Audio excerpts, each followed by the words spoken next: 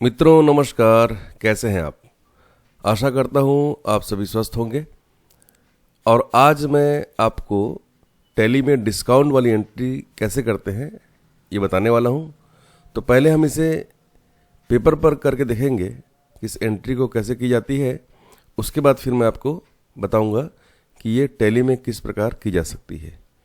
तो इसके लिए कुछ सवाल हमने तैयार किए हैं। तो यहाँ पर कुल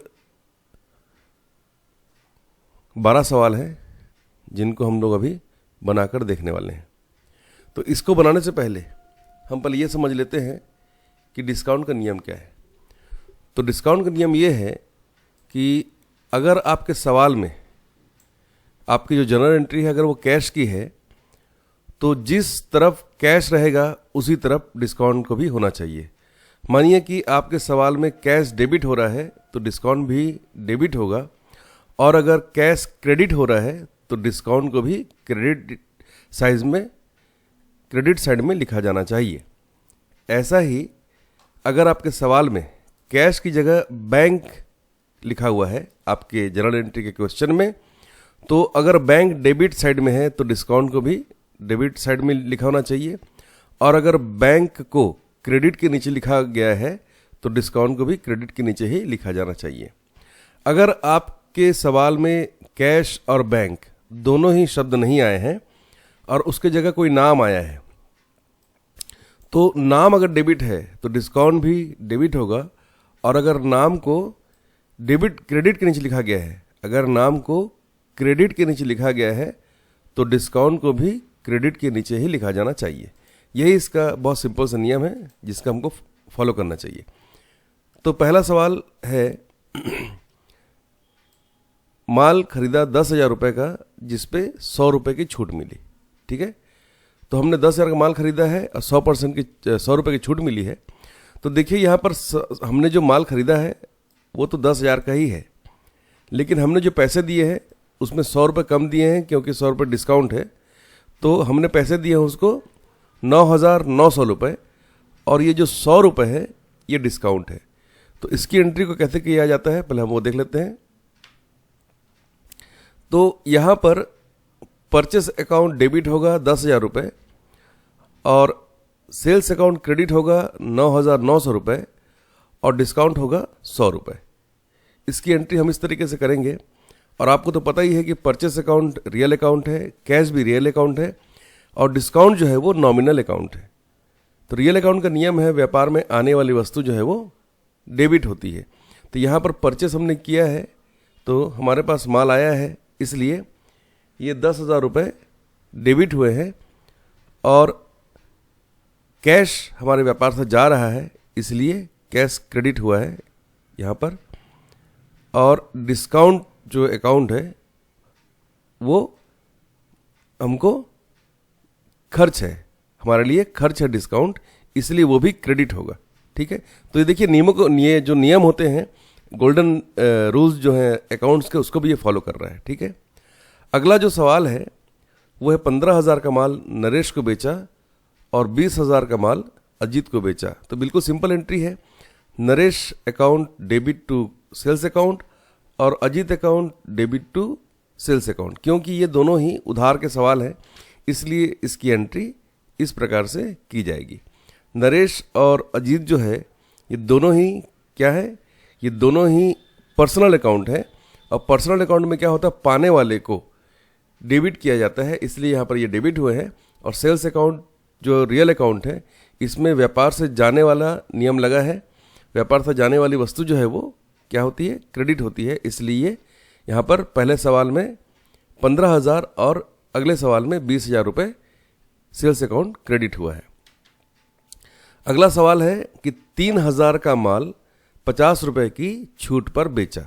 ठीक है, तो यहाँ पर देखिए माल हमने जो बेचा है उसके लिए हमें पैसे मिलेंगे, पर हमें पूरे पैसे नहीं मिले। कितना पैसा मिला है हमें, 50 रुपये कम करके, मतलब यहाँ पर होगा कैश अकाउंट डेबिट 2,950 रुपये, और यहाँ पर डिस्काउंट हमें क्या हुआ, यहाँ पर छूट पर बेचा है तो हमें डिस्काउंट मिला है। ठीक है, तो यहाँ पर डिस्काउंट जो है वो भी क्या होगा, देखिए यहाँ पर डिस्काउंट भी है, उसको भी आपको क्या करना पड़ेगा, डिस्काउंट के रूप में जो पैसे मिले हैं वो आपको क्या करना पड़ेगा, यहाँ पर डेबिट करना पड़ेगा, और सेल्स अकाउंट जो है वो क्रेडिट करना पड़ेगा, इस प्रकार से।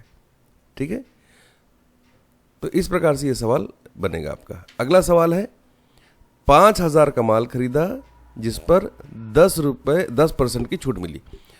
तो 5,000 का 10% जो है वो 500 रुपये होता है।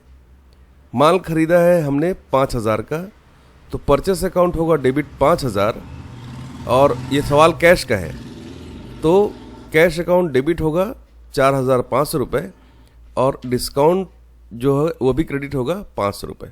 तो ये सवाल इस प्रकार से बनेगा, purchase account debit, cash account credit, और टू डिस्काउंट अकाउंट भी क्रेडिट, इस प्रकार से। नेक्स्ट क्वेश्चन की तरफ आते हैं। नरेश से 14,600 रुपये का पूर्ण भुगतान मिला, मतलब फुल सेटलमेंट है ये।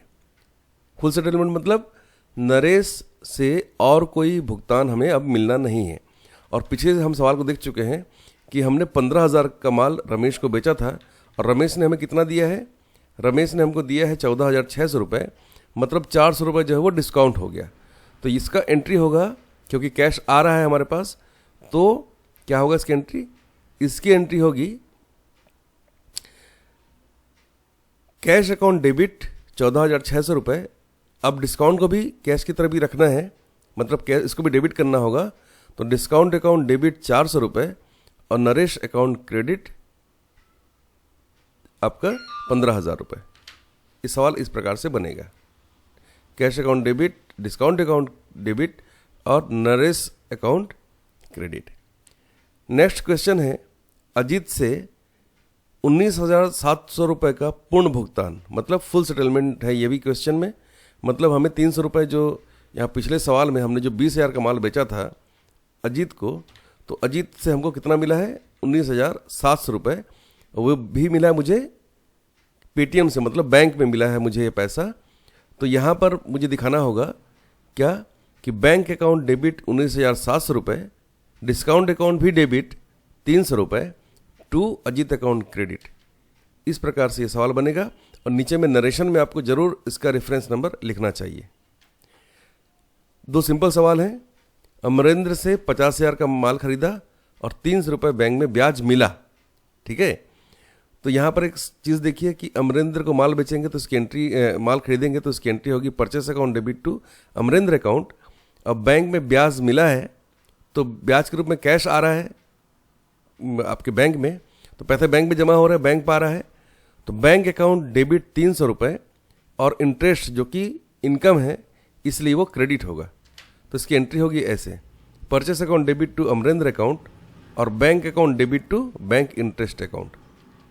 अब देखिए हमने अमरेंद्र से 50,000 का माल खरीदा था उधार में, तो हम उसे पैसा जो जमा कर रहे हैं उसके पास फाइनल सेटलमेंट है, फुल सेटलमेंट है 19,500 रुपये का, मतलब 500 रुपये का हमको डिस्काउंट मिला है। ठीक है, तो यहाँ पर इसका एंट्री कैसे होगा, इसकी एंट्री होगी कि अमरेंद्र अकाउंट डेबिट 49,500 रुपये, और डिस्काउंट अकाउंट भी डेबिट 500 रुपये, और कैश अकाउंट, यहाँ पर देखिए इसकी एंट्री को जो करना है, यहाँ पर हमें कैश देना है उसको, है ना। तो यहाँ पर क्योंकि सवाल में देखिए कैश भी है और नाम भी है, तो जब कभी ऐसा सवाल आएगा तो आपको ध्यान रखना है कि आपको कैश की तरफ जाना है। ठीक है, तो अमरेंद्र को हमने पूरा भुगतान किया है, तो यहाँ पर लिखना है अमरेंद्र अकाउंट डेबिट 50,000 रुपये।